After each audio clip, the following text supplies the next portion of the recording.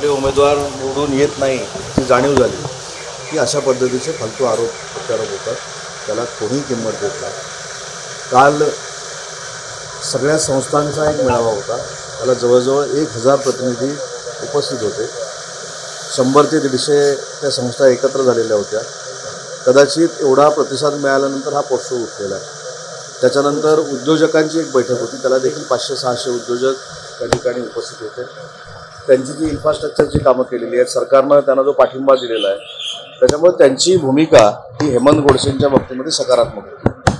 आणि ही इंटरनल माहिती घेतल्यानंतर कदाचित आता काय करायचं, ही सीट तर जाणार आहे, मग आरोप प्रत्यारोप करायचे, बॅगेत काय होतं ते तपासायचं. मला असं वाटतं की मुख्यमंत्री ज्या पद्धतीनं काम करत आहेत त्या कामाला रिस्पॉन्स महाराष्ट्रामधून मिळतोय आणि हीच अनेक लोकांना पोटदुखी आहे आणि या पोटदुखीच्या माध्यमातून असे आरोप प्रत्यारोप होतात. असं देखील म्हटलं 2 तासांचा दौरा होता, त्याच्यासाठी इतक्या जड बॅगा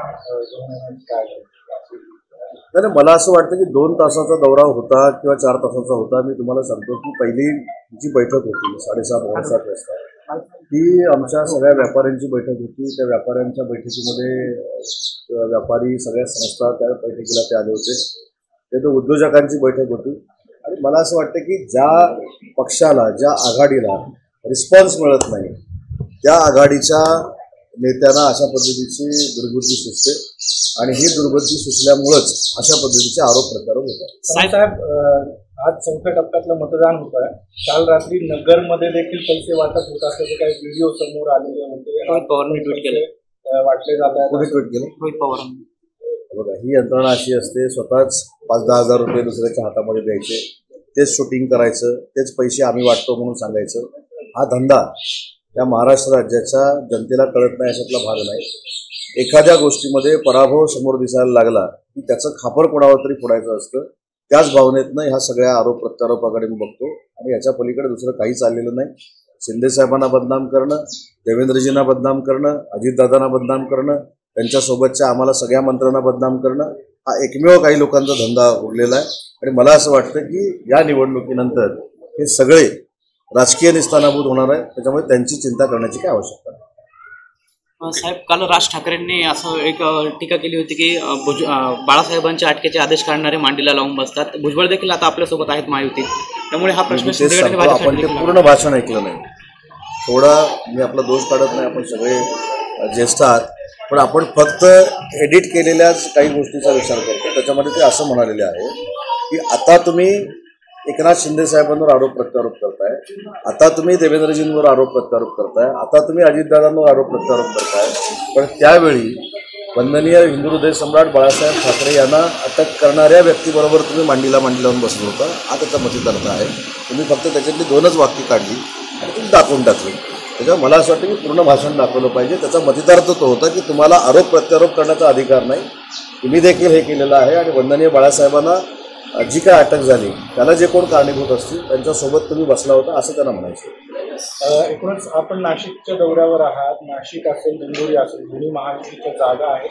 विशेषतः दिंडोरीमध्ये कांद्याच्या प्रश्नामुळे शेतकऱ्यांमध्ये उद्रेक पाहायला मिळतोय, त्याचा कुठेतरी फटका कांद्याच्या सगळ्या शेतकऱ्यांना मला देखील एक विनंती करायची आहे की आचारसंहिता असल्यामुळं काल देखील त्याचं मुख्यमंत्री मोदी यांनी सुतोवाच केलेला आहे. आचारसंहिता असल्यामुळे जाहीरपणानं कोण बोलू शकत नाही, परंतु केंद्र शासनाकडनं एक्सपोर्टमध्ये ज्या काही अडीअडचणी आहेत असं कांदा उत्पादन करणाऱ्या शेतकऱ्यांना जर वाटत असेल तर त्याच्यामध्ये राज्य सरकार पुढाकार घेईल आणि राज्य सरकार कांदा शेतकऱ्यांचं, पिकवणाऱ्या शेतकऱ्यांचं नुकसान होणार नाही यासाठी खात्रीलायक प्रयत्न करेल अशा पद्धतीची भूमिका काल मुख्यमंत्री मोदी यांनी मांडलेली आहे. परंतु कांदा पिकवणारे जे शेतकरी आहेत त्यांच्यामध्ये नाहक गैरसमज पसरवण्याचा काही लोक उद्योग करत आहेत, तो थांबला पाहिजे. आणि मला खात्री आहे की मुख्यमंत्र्यांवर, उपमुख्यमंत्र्यांवर सगळ्या शेतकऱ्यांचा विश्वास आहे. कारण 6,000 रुपये केंद्र शासनाचे खात्यामध्ये जमा होत असताना राज्य शासनाचे 6,000 रुपये देण्याचा निर्णय पहिल्यांदा देशात जर कुठं झाला असेल तर तो महायुतीच्या सरकारमध्ये झालेला आहे. त्याच्यामुळं शेतकऱ्यांचा उद्रेक जो आहे तो नक्की या मतदानातनं शमेल आणि कालची भूमिका जी सरकारची आहे ती नक्की कांदा शेतकऱ्यांना पटेल. रात्री उशिरा मुख्यमंत्र्यांनी दिनकर पाटलांची भेट घेतली. दिनकर पाटील इच्छुक होते नाशिक लोकसभेतील. हेमंत गोडसेंवर त्यांनी गंभीर स्वरूपाचे आरोप देखील केलेले होते. कुठेतरी डॅमेज कंट्रोल करण्याचा हा सगळा प्रयत्न आहे. एक गंमत तुम्हाला मी सांगतो कालच्या पूर्ण दौऱ्याची. आता तुम्ही म्हणाल हे रचवून सांगतो, पण काल कार्यबाहुल्यामुळे जे संध्याकाळी दिनकर पाटलांकडे त्यांना चहाला जायचं होतं, त्यांचे चिरंजीव स्वतः भेटले साहेबांना येऊन आमच्या एका कार्यक्रमामध्ये, आणि त्यांनी सांगितलं की आपण आला तर बरं राहील.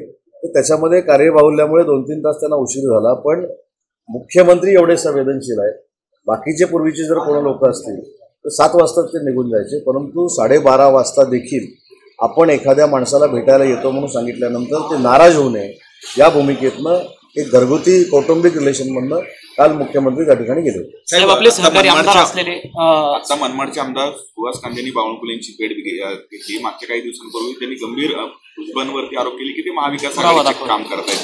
त्यामुळे एकूणच थोडंसं दिंडोरी लोकसभा मतदारसंघामध्ये महायुतीतल्याच या नेत्यांमध्ये विसरा. मी तुम्हाला तेच सांगतो, एखाद्या भेटीनंतर तुम्ही तुमचं मत बनवता. मला जर तुम्ही विचारलं का भेट घेतली तर मी तुम्हाला सांगितलं असतं ना. दिंडोरी मतदारसंघामध्ये नरेंद्र मोदी साहेबांची सभा आहे, दिंडोरी मतदारसंघामध्ये पंकजाताई मुंडेंची सभा आहे, दिंडोरी मतदारसंघामध्ये नितीन गडकरी साहेबांची सभा आहे आणि सुहास कांदेंच्या परिसरामध्ये ह्या सभा आहे. त्याच्यामुळे त्या सभेचं नियोजन करण्यासाठी जी बैठक लावलेली होती त्यासाठी सुहास कांदेंनी आज बावनकुळे साहेबांची भेट घेतलेली आहे. त्याचा अर्थ लावण्याचं काही कारण नाही.